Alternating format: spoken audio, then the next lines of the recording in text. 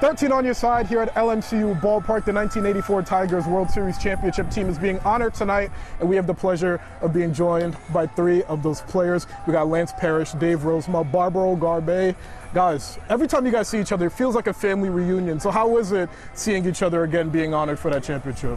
It's always good seeing one another. It doesn't happen very often, but it's great. Exactly. I mean, we made history together. Didn't probably think we were when we first came up.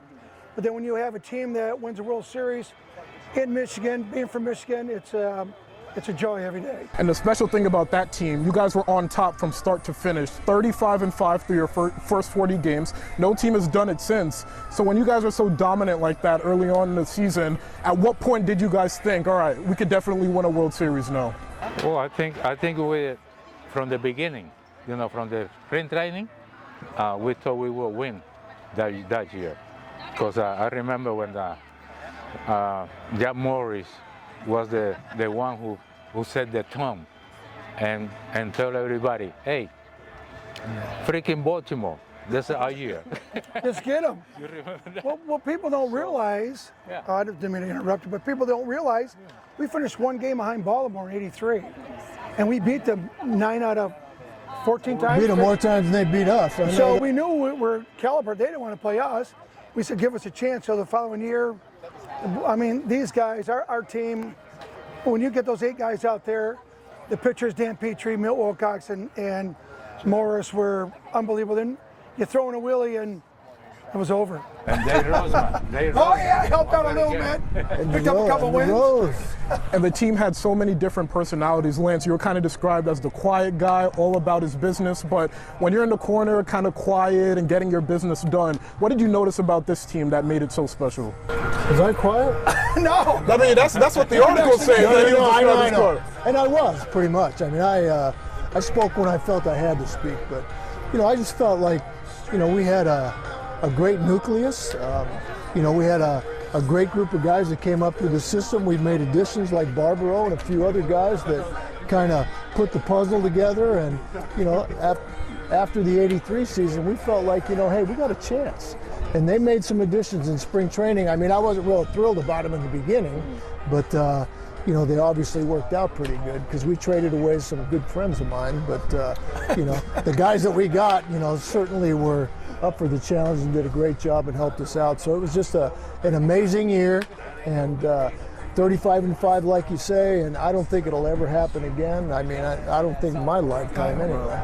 And Dave, look, 10 minutes up the road is your hometown of Grand Rapids. You idolized the 1968 squad that won a title. So for you to follow in their footsteps and win a title of your own, how much more did that 1984 championship mean to you? Well, to me, it's like, you keep a vision open, a dream come true.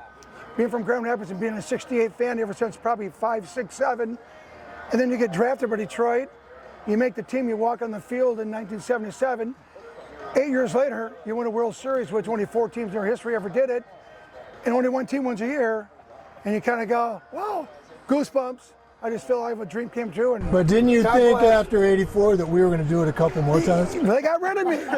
I went free agent, they went right downhill. And Barbaro, you were one of the younger guys on the team. Did being a part of this contending team kind of speed up the process of your development and make you more eager to be a contributing member of the team? Well, in my case, I was a rookie, but not really a rookie in baseball. Because I came from Cuba. I was playing for the national Cuban team. I have a lot of experience in international, tournaments. So when I came to United States, I had that type of experience. But when I got to the Tiger, I was one of the lucky one because we won the World Series when I was a rookie, and that's something you can never forget about it. And I was not like the talking guy like it was him or him. As a rookie, I just was. I was a little bit more calm. You let us bat me the talk. Right. And look, we can read all the articles, 35-5, best Tigers team ever, but what is something from each of you that you remember that people did not realize at first glance watching you guys play? No injuries. No injuries.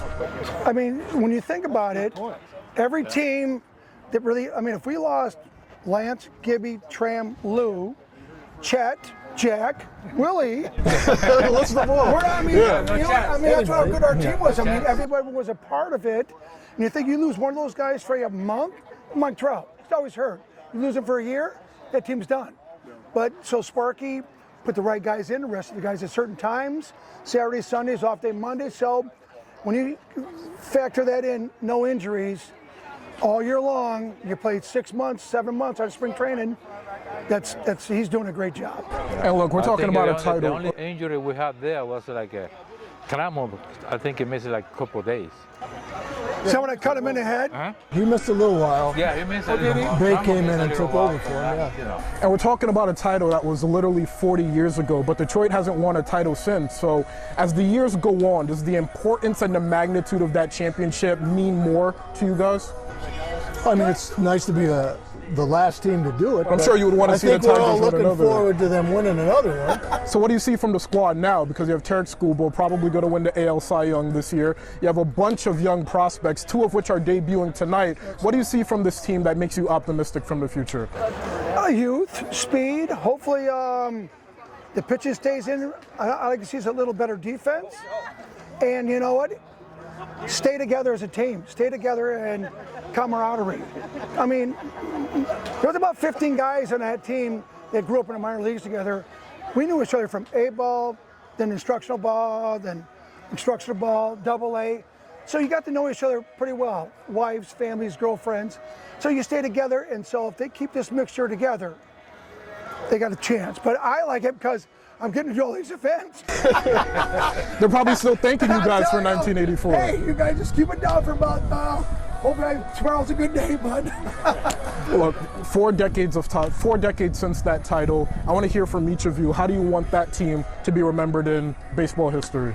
Well, I contended for a long, long time that every time they bring up the greatest teams in baseball history, we never seem to get a mention in there. But if you consider the 35-5, which nobody did before, and I don't think anybody will ever do again, we were wire-to-wire champions. We set a franchise record for wins for the Tigers, and we only lost 1 game in the postseason. I thought we were a pretty dang good team. So, from that standpoint, I would hope that everybody would give us a little bit of a nod as to one of the better teams throughout baseball history. Plus, we had some pretty dang good players this year. Yeah, we sure did. Myself, I would say the camaraderie that we had in our youth, because a lot of times we all began at 18, 19, 20, and now when you're 26, 27, the Tigers kept us the same. There wasn't really a lot of free agents, a lot of arbitration going on. Stay the same. They knew they had the team. They put the pieces together, and that's it. I mean, we're brothers from another mother. Barbara, how do you want this team to be remembered? The team to be remembered? Yeah. Well, yes, Lance just said it all. In my case, I hear, sometimes they're talking about the '84 Tigers, but not enough. Not enough. Right. That was a team who if you look at it, it was a team who Lance had 30 homers, right, Lance? 30 homers, I think a 19 RBI, but that was the top one. The top on the statistic. Everybody else contributed. It's hard to see a team right now with everybody contributed and everybody make the team win. Right now it's only 2 or 3 guys. You get those 3 guys out and then you have a good chance to win. Mm-hmm. And our team, no, you got total team effort. You got it. There wasn't 1 or 2 guys that dominated. It was everybody contributed. Even when one of the major guys came out for a rest, the guys that filled in, they go 2 for 4. They got the job done. They made good plays, made double plays, and you kind of go, wow. So we were pretty solid all the way down the line. Exactly. Fantastic. My final question for you guys. Max Clark, number 3 overall pick from last year's draft, is making his Whitecaps debut today. He's batting leadoff, so what's the biggest piece of advice you have for him as he rises up the ranks in baseball? Just do what he's been doing. It doesn't matter what level you play at. You just attack everything with the same intensity. I mean, he obviously knows how to play the game because he, got drafted high. He's moving through the system. He might fit right into that puzzle we're talking about, in no time flat. So, we've got very good minor league system. We got some great talent, and he is one of them. So I just hope he goes out there and relaxes and just lets things happen. Stay healthy. Don't go crazy, because you know, pitchers, they find numbers on you, they got books on you. It's going to go out quick on them. If you start hitting the ball hard, they're going to go, we got to find out what this guy does. You're going to find him. So stay focused. Don't get over alarmed. Stay what you're doing, like down here. See ball, hit ball. Keep playing your game. Keep playing his game. Keep playing his game. And one good advice I'm going to give it to him. I remember Billy Consolo. The first fastball he see, you give it a swing at it. That's it. So, you know, you get the chill out, get up there, play with confidence, like he been playing, like they said. He been playing with confidence.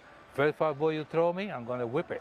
That's philosophy on how to hit a curveball. Don't miss the fastball. Exactly. Fantastic. We could probably go another hour, but congratulations on all the success. 1984 Tigers being honored today. Lance Parrish, Dave Rosema, Barbaro Garbe. Enjoy the festivities tonight, fellas. Thank you. We will. Thank you. Thank you.